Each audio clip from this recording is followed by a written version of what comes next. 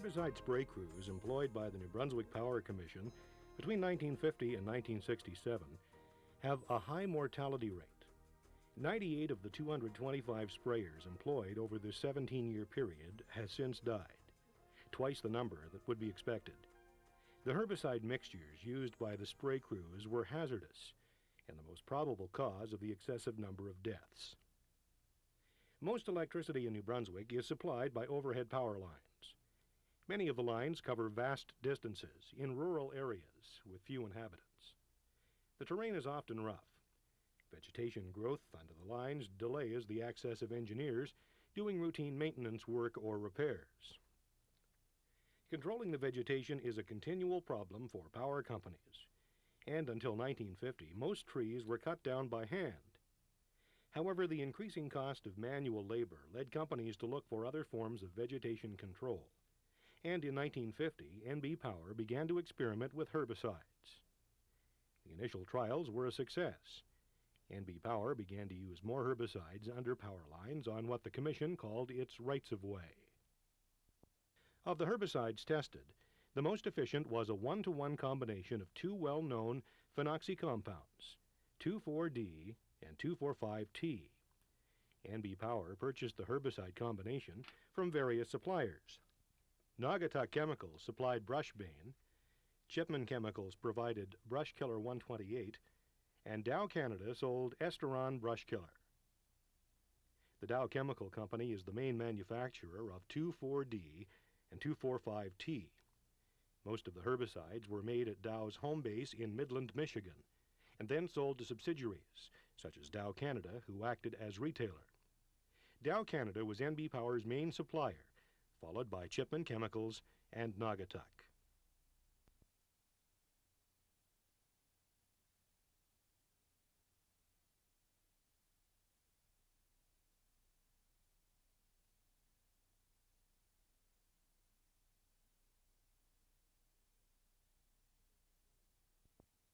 "2,4,5-T is an efficient herbicide, but there's considerable concern about the presence in it of a toxic contaminant.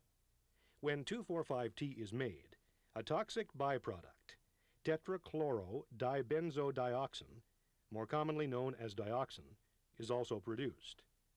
Dioxin is extremely toxic, and its formation is unavoidable.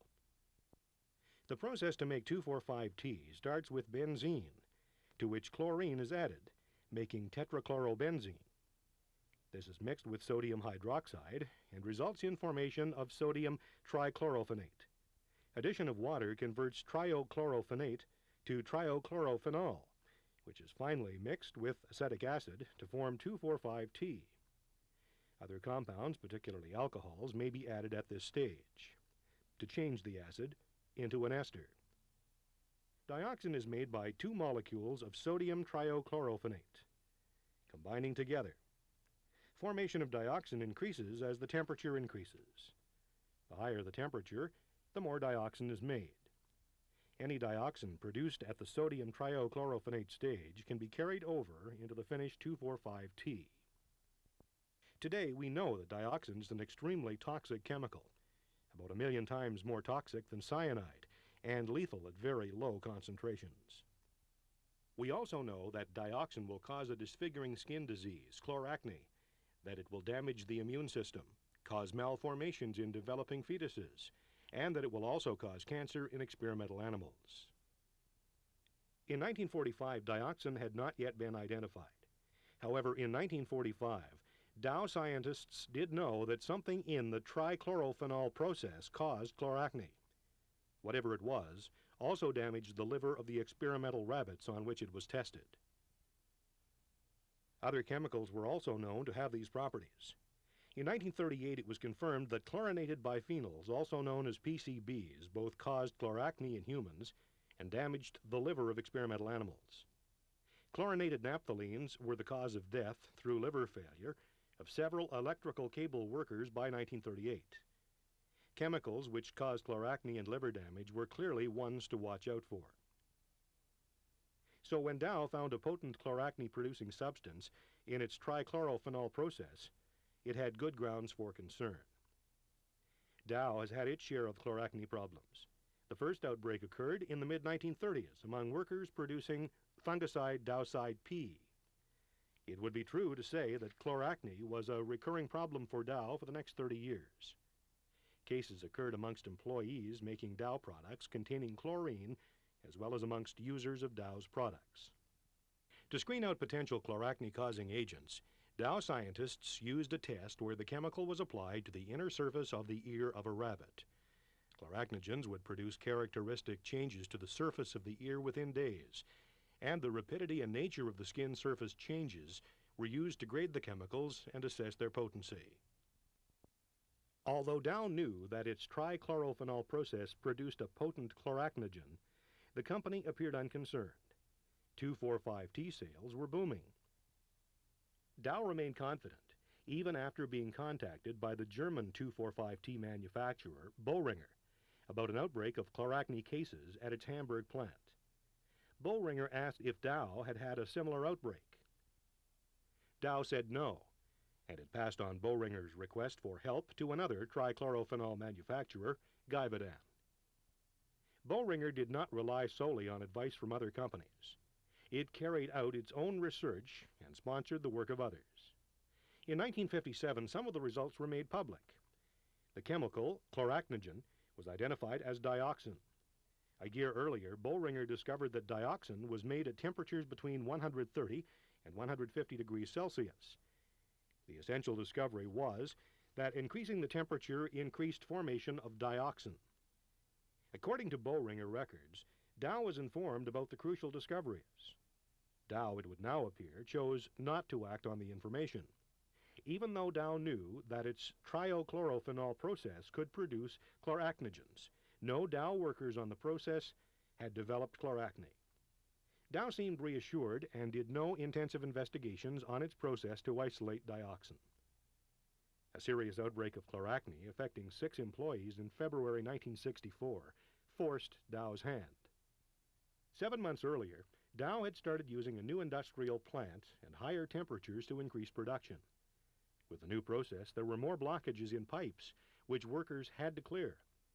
During the cleaning, men were inevitably exposed to chemicals, one of which was dioxin.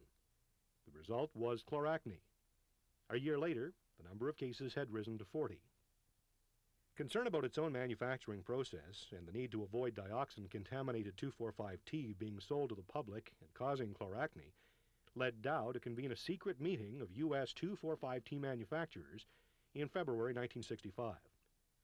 Dow feared that if members of the public contracted chloracne, the 2,4,5-T industry would be badly affected, and restrictive legislation banning the herbicide or severely controlling it would follow.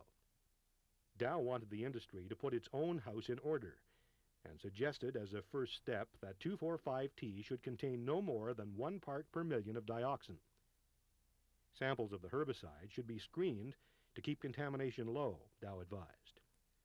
As for the meeting, the manufacturers were able to keep this a closely guarded secret.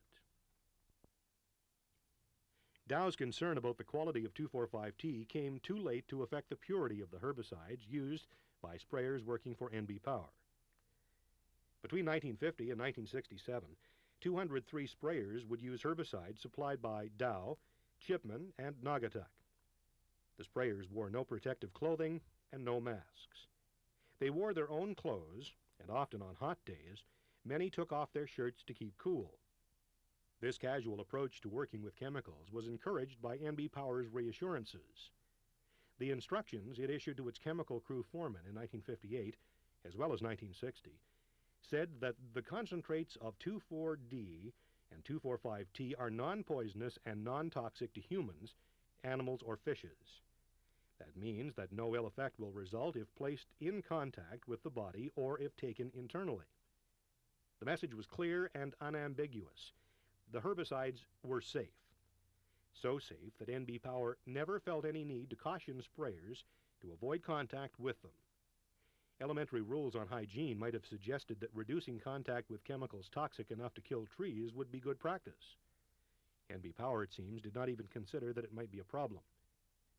A brief glance at the labels of 2,4-D and 2,4,5-T products on sale in the 1950s would have indicated that the manufacturers and suppliers of these herbicides thought good hygiene was important. The 1952 label for DuPont's 2,4-D 2,4,5-T ester brush killer highlighted the warning stating, quote, "Caution, may cause skin irritation. Avoid contact with eyes, skin, and clothing. In case of contact, wash off promptly with plenty of water." A 1953 label for Dow's Esteron brush killer was equally blunt, cautioning again to avoid contact with eyes, skin, and clothing. The 1953 label for the Tobacco Byproducts and Chemical Corporation's Blackleaf 2,4-D and 2,4,5-T brush killer went a stage further, warning users that if splashed into the eyes, flood with clear water and consult a physician. Do not take internally. Avoid inhaling spray mist. And a 1953 internal memo from one of Dow's senior toxicologists, Dr. V.K. Rowe, was even starker. Commenting on a draft label for 2,4-D and 2,4,5-T products, Rowe insisted that the heading should be, quote, "Warning, irritating to eyes, nose, and throat. We believe that avoid is too mild." The second statement should be "do not get in eyes," followed by "avoid contact with the skin. Avoid breathing dust. Then continue as suggested," end quote. There's nothing obscure about these warnings. In stark contrast to NB Power, which told its employees that the herbicides were safe, all the chemical companies were saying the opposite. They were dangerous. Why the Power Commission continued to say the 2,4-D and 2,4,5-T were harmless is not clear. It is not as though they were not warned. A letter to NB Power's Mr. Levesque from the West Penn Power Company in February 1951 included information on safety. The warnings were similar to those of the chemical companies cautioning against inhaling spray or skin contact. Inhalation and skin contact are the two most likely routes of exposure for those working with chemicals. Chemicals which form a vapor easily like petrol or benzene can present a serious inhalation hazard. With pesticides, however, skin contact is the major problem, and numerous surveys have shown that the greatest contact occurs when concentrates are handled and mixed to make more dilute formulations. Concern about skin contact has led some government agencies to develop models to predict what exposure occurs in pesticide users. These show that the hands are particularly important, as they will be in close contact with concentrates during mixing. If hands are not covered with gloves, considerable skin penetration of herbicides can occur.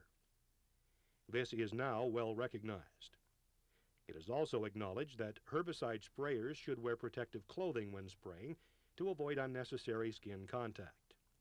Ordinary clothes will often get soaked during spray operations, and herbicides can remain in contact with skin for a long time if the clothing is not removed. The longer the herbicides are on the skin, the greater the amount which penetrates through it into the body. Hand contact with the herbicides was clearly a problem for NB Power sprayers because they were issued with no gloves. They received no other protective clothing either, so skin contact with herbicides occurred on the arms, legs, back, stomach, neck, and even the head. When NB Power began its herbicide program, sprayers used equipment which they carried in a knapsack on their back. The herbicide was sprayed from a long tube known as a lance. When the lance was raised to increase the distance the spray would travel, liquid would run back down from the nozzle onto the sprayer's arm. Chemicals would also leak from the backpack, soaking shirt and trousers alike. Backpack sprayers were not a practical solution for the miles of lines which needed to be sprayed. So in 1955, NB Power began to use an ex-military half-track vehicle known as a muskeg. The half-track was ideally suited for negotiating rough terrain.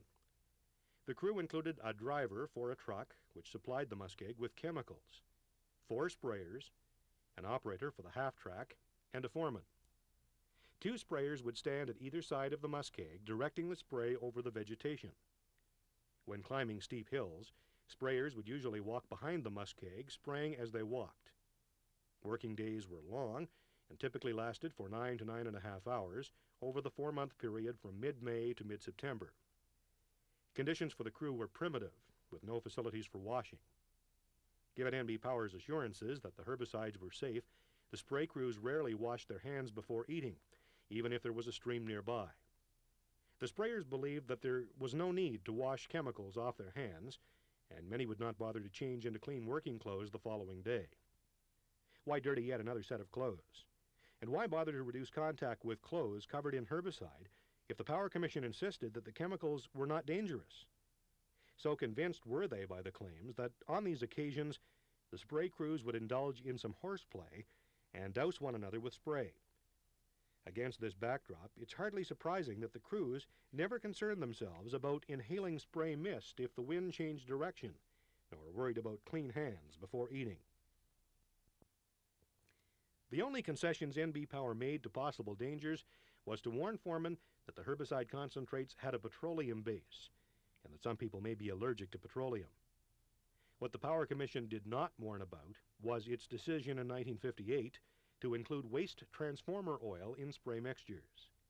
Prior to this, spray crews mixed approximately 1 gallon of herbicide concentrate with 100 gallons of water in the 300-gallon tank on the muskeg. This was enough to spray about 5 acres of vegetation, 60 gallons per acre. When the muskeg tank was empty, it would be refilled with herbicides and water carried by the accompanying truck. If the terrain was rough, the muskeg would carry its own additional chemical concentrate and mix it with water from local streams. This was the procedure until 1958, when the Power Commission looked at ways of improving the efficiency of the herbicides. The experience of the last few years had convinced the Commission that the herbicide mixture could be made more effective. One way to do this might be to increase the time the herbicides were in contact with the leaves of plants. The herbicides penetrate the plant by absorption through the leaves. If it rained after the water-based mixtures had been sprayed, the rain washed the chemicals off the leaves and reduced the number of plants which were killed. NB Power's remedy for this was to add something to the herbicides to make them stick on to the leaves. The Commission chose waste transformer oil to do this. Small-scale experiments in 1958, using 4 pounds of active herbicide in a mixture of 10 gallons of waste transformer oil and 90 gallons of water, were a success. The following year, 1959, the use of transformer oil became routine. NB Power arranged to have oil which was drained out of a transformer and which was too contaminated to be reused, stored for the spraying program. Where the idea to use transformer oil originated is not clear. NB Power's 3 herbicide suppliers all recommended the use of this type of oil, either in correspondence with the Power Commission or in their promotional literature. The use of oil in herbicide formulations was not new. Chemical companies recommended fuel oil, diesel oil, or kerosene instead of water for certain herbicide applications. These oil-based mixtures penetrate into the stumps or through the bark of trees more easily than water-based herbicides. What was new, however, was the suggestion to use waste transformer oil. This was a recommendation specifically targeted at power companies. As both major users of oil in transformers and herbicides on rights-of-way, it made sense to provide the companies with an outlet for their waste transformer oil. Spraying with the oil would save them some money. However, it could do nothing but damage the health of the sprayers. Transformer oil contains a mixture of 2 types of chemicals, chlorobenzenes and PCBs. Of the 2, the PCBs are by far and away the most toxic and account for some 40% of the contents of transformer oil. 20 years before NB Power began to use PCB-containing oils in its spray program, scientists at Boston's Harvard Medical School had shown that PCBs would cause severe liver damage in experimental animals. And 2 years before that, in 1936, doctors reported that PCBs caused the skin disease chloracne and other internal injuries in exposed workers. And yet 20 years later, NB Power permitted the use of PCBs by its unprotected spray crews. Not only did NB Power sanction the use of PCBs containing oils, it was actually encouraged to do so by Naugatuck, Chipman, and Dow. All 3 chemical companies, and NB Power in particular, either knew or ought to have known that waste transformer oil with its high PCB content was a major health hazard. It's not possible to estimate the quantity of PCBs the sprayers were exposed to. NB Power's records are not that precise. Measurements on soils sprayed in the past would not help either, because PCBs do ultimately break down in the environment, albeit slowly. However, they degrade at very different rates depending on the amount of chlorine on each molecule and where it's located. Interpreting soil measurements today to give us some idea of what quantity of PCBs was sprayed 30 years ago would be impossible. There would be too many errors involved. We could never have confidence in the results. With dioxin, the situation is quite different. We can estimate what was sprayed between 1950 and 1967. It's possible to do this calculation because dioxin breaks down extremely slowly in the environment, and most of what was sprayed 30 years ago will still be in the soil. The estimate is based on comparing soil samples from rights-of-way which were sprayed with those which weren't. NB Power records provide this information. On the rights-of-way selected for study, soil samples were collected in a very precise way at specific depths using ultra-clean equipment. The dioxin was then removed from the soil and measured. Measuring dioxin in soil is an extremely complicated procedure, as the chemical is not present in large amounts. It is essential to remove all of the dioxin to be able to make any calculations. In fact, it's rather like squeezing the last drop of water out of a towel. When the soil measurements are complete, the next stage is to compare results between sprayed and unsprayed sites. The dioxin we're concerned about is produced when 2,4,5-T is made, but also occurs in other chemical processes and during incineration. Many of the other dioxins are also produced when organic matter, including wood, plastics, chemicals, or petrol, is burnt. These incineration processes produce a very specific pattern of dioxins, which then enter the environment. Soil from rights-of-way will have a dioxin pattern which will be made up mainly of dioxins produced by incineration processes, some of which will be many miles away.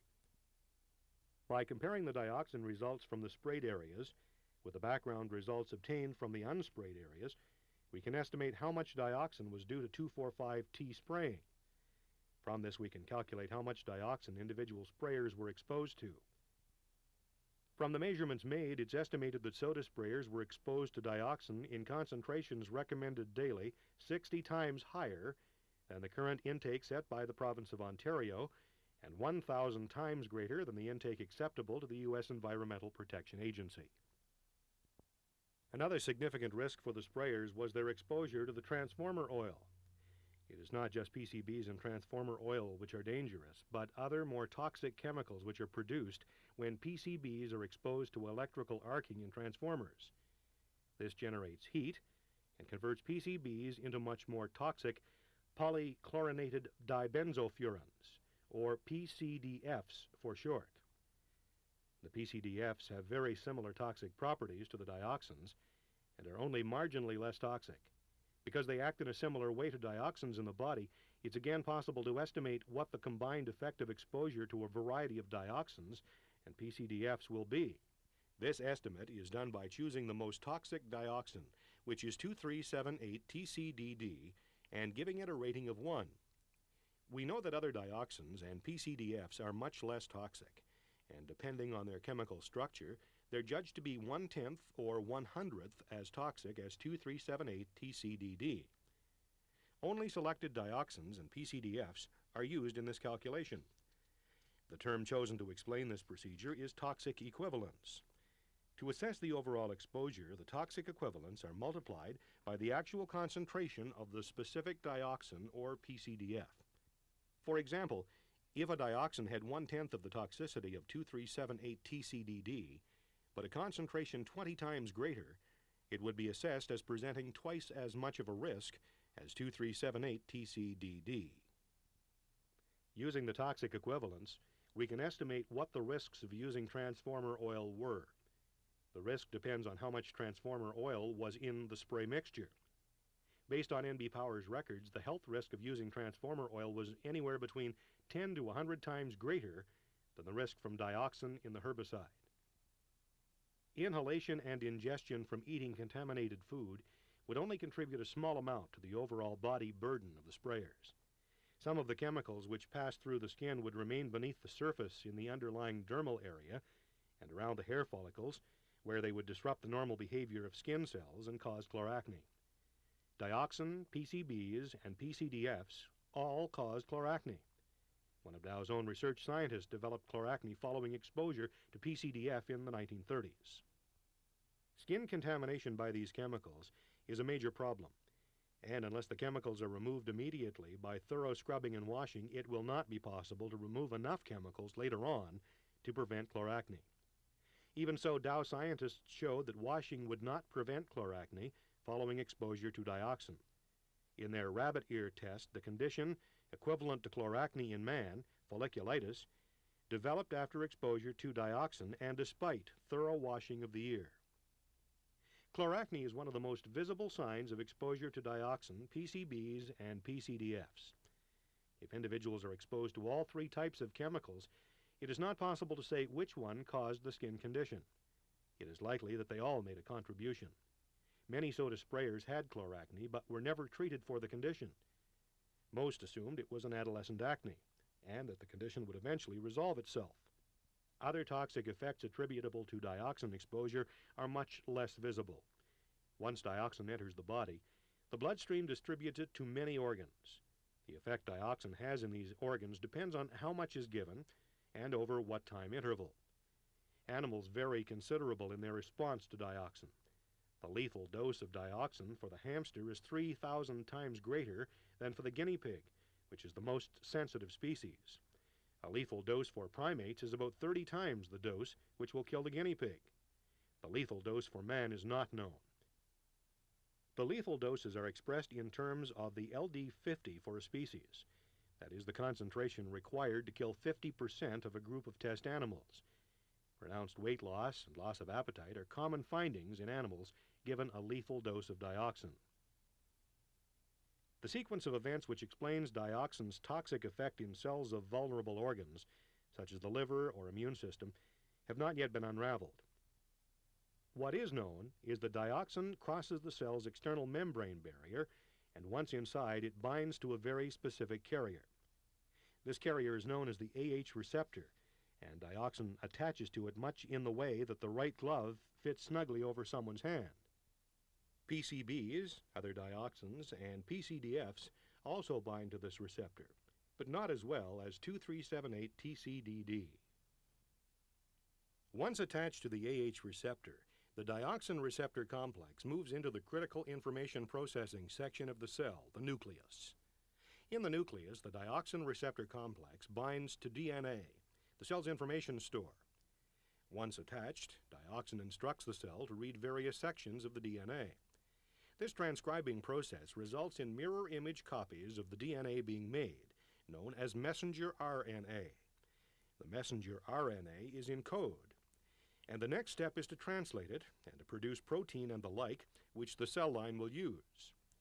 However, as dioxin is not a natural compound essential to a cell's well-being, the proteins which result from dioxin bound to DNA are likely to disrupt rather than enhance cellular function. Critical concentrations take the process too far and kill the cells. In the liver, dioxin damages liver cells, affecting the way the cells process fats, break down protein, and produce porphyrins. The thymus gland is a particular target for dioxin in experimental animals. The gland shrinks and loses its ability to produce the white cells, which are part of the body's defenses. Lymphocytes, produced by the thymus, help other white cells to produce antibodies against specific toxins. Thymus lymphocytes also attack invading microorganisms and foreign tissue, such as organ transplants. Pronounced suppression of the thymus gland leaves animals vulnerable to infections. Damage to the thymus need not be irreversible. Once exposure stops, the gland will regrow. PCBs and PCDFs have a similar effect on the thymus. In humans exposed to dioxin, in addition to chloracne, dioxin is reported to cause liver damage, weight loss, muscular aches and pains, damage to the nervous system, including weakness of the legs, loss of hearing, taste and smell, and psychiatric disturbances, including depression, loss of energy and drive, disrupted sleep, and uncharacteristic bouts of anger. Two of the more worrying features of dioxin are its ability to cause malformations and cancer in experimental animals. Dioxin causes cleft palate and kidney damage to the fetuses of female mice administered dioxin at critical days of their pregnancies. As for cancer, dioxin causes a variety of tumors in experimental animals. The tumors vary between species. In mice, dioxin causes cancer of the liver and thyroid gland, whereas in rats it causes cancer of the lung, liver, thyroid, hard palate, and tongue. In humans, recent large-scale studies of dioxin-exposed workers show a high incidence of both lung cancer and cancers of connective tissue, known as soft tissue sarcomas. It has also been observed that the overall incidence of all cancers is increased in these groups, suggesting that dioxin is aggravating the effect of exposure to other cancer-causing agents. In other words, the evidence suggests that dioxin is promoting the development of tumors, which may have been started by something else. PCBs will also cause cancer in experimental animals, but the way they do this is not clear. On the evidence available, it's not possible to predict what a safe exposure would be to prevent cancer occurring in humans. To investigate whether exposure to the herbicide spray has had any effect on the health of the former spray crews, a mortality study was carried out. 225 former employees were traced and deemed eligible for inclusion in the study. Of these, 127 were survivors, and 98 were deceased when the study was carried out.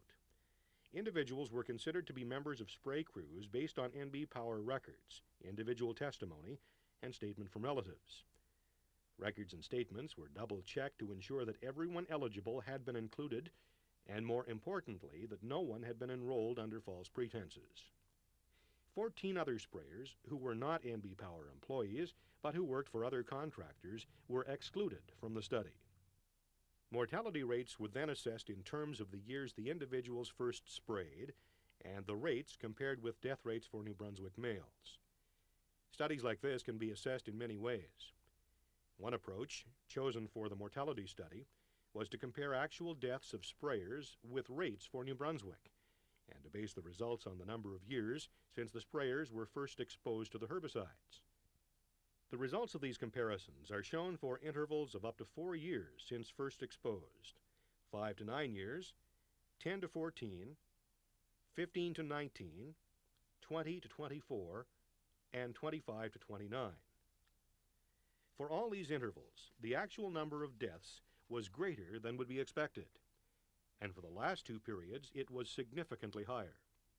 Sprayers who died, and who were first exposed 20 to 24 years previously, were dying at twice the expected rate, and those first exposed 25 to 29 years earlier were dying at almost 2.5 times the normal rate. Further interpretations were made to see if the routine use of transformer oil had any effect on death rates. For this part of the study, actual and expected mortality rates were compared for the years 1950 to 1958, when transformer oil was not used routinely. A similar comparison was carried out for the period 1959 through 1966, when transformer oil was used. The results suggest that exposure to the oil had a dramatic effect. For individuals working between 1955 and 1958, the death rate was 1.5 times that expected. However, sprayers exposed to transformer oil as well were dying at nearly twice the normal rate. The conclusion of all this is clear. Former sprayers who worked for NB Power and who used herbicides without proper instruction or protective clothing have died before their time. Use of transformer oil with the herbicides has made the problem even worse. NB Power, Dow, Chipman, and Nagata Chemicals have all contributed to this outcome.